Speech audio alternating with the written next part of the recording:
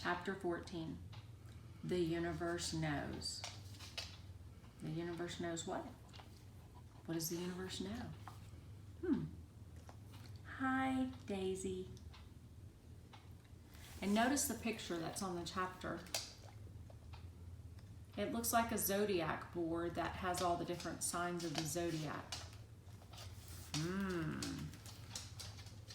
Petty items like furniture crowded the spirit chamber, so Kaori kept it sparse. Her parents forced her to have a bed, but she convinced them to banish the dresser to the garage. Her closet was overstuffed, but it was worth it. The extra space allowed her to examine the star chart. I bet that's what our picture is. From various angles, which was exactly what she was doing at 8 o'clock Saturday morning after nudging her sister out of bed. There was important business to consider. How does one unite a Pisces and a Scorpio without interfering with the destiny of the stars? This was a delicate matter. It was one thing to use the existing magnetic forces of fate. It was another to manipulate the universe to do your bidding. She needed a plan. The stars are aligned in their favor, Kaori said. She stood in front of the star chart with her shoulders squared, feet apart, hands on her hips. How can you tell? Jen asked. She was standing the same way, only her pajama bottoms were inside out, and she had the jump rope looped around her waist like a sash. Looks like nothing but a bunch of dots and lines. Kaori sighed. I've told you a million times. The dots are stars and the lines are the constellations. And it's not lines in the first place. It's pictures. See, this is Orion. The 3 stars are his belt. He's hunting. Can't you tell? Jen tilted her head to the right and then to the left. Looks like lines. And this is Andromeda and Pegasus. See? Kaori indicated points on the star chart. Yeah, I can see because they have names written right next to them, but it still looks like lines. Kaori sighed again. Forgive her, she said to the spirits. How is this supposed to help us figure out what to do? The stars tell us everything. It's fate, Jen. Fate in the stars. There are no coincidences. Jen squinted at the chart. Is my fate in there? Sure, your fate is to help me figure out what to do. I thought Virgil was just going to bring us some rocks and we were going to do some abracadabra stuff. Stones, not rocks. That's the same thing. Not really. What's the difference then? Kaori rubbed her head. It's just different. Jeez, can't you let me think? You have no idea what we're up against bringing these 2 signs together.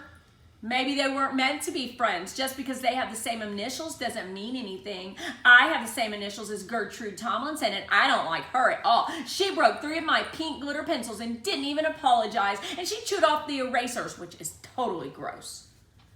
They're meant to be friends. It's fate, I know it, Kaori said.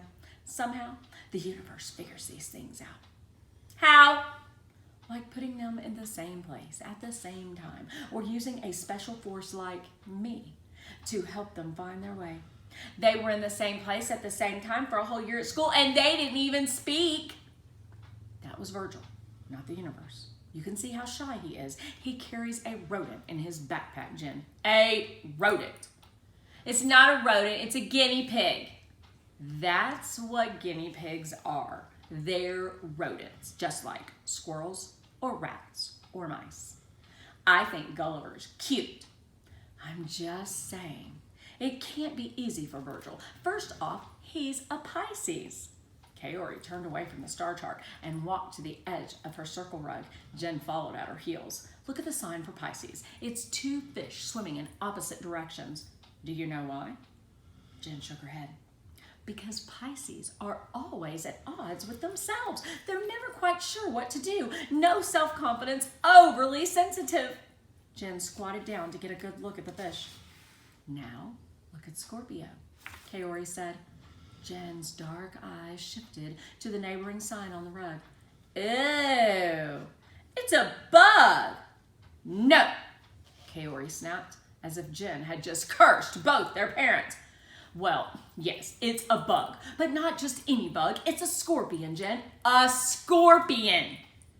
Do you know what that means? She has a tail? Kaori apologized to the spirits again and then said, no, it means she's sharp and independent. She's assertive, full of confidence. She's probably got a little temper too and a ton of friends all competing for her attention while poor Virgil just talks to a rodent. Basically, they're the exact opposite of each other. Nothing in common, I bet. Not a thing. Jen considered this. She looked up at her sister. Maybe she likes rodents too. Kaori sighed for a third time. Don't be ridiculous, she said.